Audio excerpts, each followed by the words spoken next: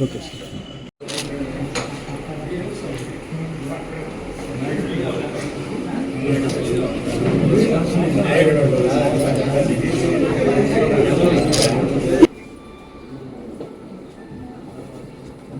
నీ మాదిరిగా ఊళ్ళోళ్ళ ఆస్తులు కాజేసే బుద్ధి మాది కాదు.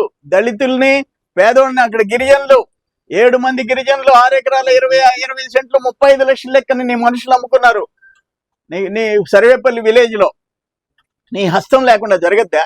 ఆఖరణ ఆర్డీఓ కౌంటర్ ఫైల్ చేయలే. ఆర్డీఓను మేనేజ్ చేసావు మంత్రిగా, కౌంటర్ ఫైల్ చేయలే. నెల్లూరు ఆర్డీఓ, ఆ రోజున్న ఆర్డీఓ. ఇటువంటి దుర్మార్గాలు ఎవరు చేస్తారంటే సర్వేపల్లి జిల్లా వైసీపీ అధ్యక్షుడు చేస్తాడు. సిగ్గు శరమ ఉండాలి. ఏం మాట్లాడతావు? అంత కొవ్వేంటి?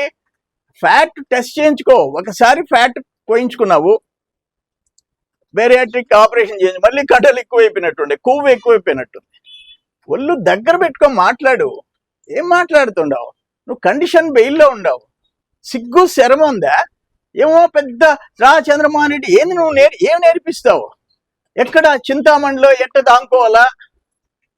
ఇప్పుడు ఫేక్ డాక్యుమెంట్స్ కేసులో సుప్రీంకోర్టుకు పోయిన దాకా మనుషులకి ఎవరికి కనపడకుండా ఎట్టుండాలా? ఈ రుస్తుమ్ అయిన దాంట్లో మళ్ళీ 2 నెలలు ఎట్ట బయట ఉండాలా, 2 నెలలు జైల్లో ఎట్టుండాలా? ఇవి నేర్పిస్తావా? లేదంటే 1,10,000 ఎకరాలకి 40 టీఎంసీలు ఎట్టగా చేయాలా? మంత్రిగా, వ్యవసాయ శాఖ మంత్రిగా 1,10,000 acres కి 40 టీఎంసీ ఎట్టగా చేయాలా? ఫస్ట్ క్రాప్ 3 లక్షల ఎకరాలు ఎట్ట బీడు పెట్టించాలా? సిగ్గు శర్మ నువ్వు నేర్పిస్తావా నాకు? ఇరిగేషన్ గురించి పాఠాలు చెప్తా అంట. సిగ్గుందా అంట నీకు? 150 కోట్లు సర్వేపల్లి నియోజకవర్గంలో నువ్వు తీసుకురా నీ మనుషుల్ని.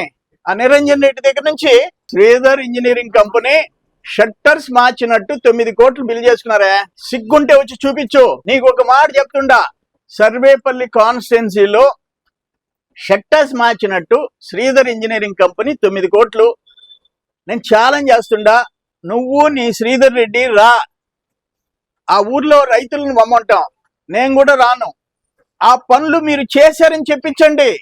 ఆ పనులు చేశారని చెప్పించు. 150 కోట్లు తినేసి దొంగ బిల్లులు చేసుకున్న బతుకునిది. ఇరిగేషన్ గురించి నాకు నేర్పిస్తావా?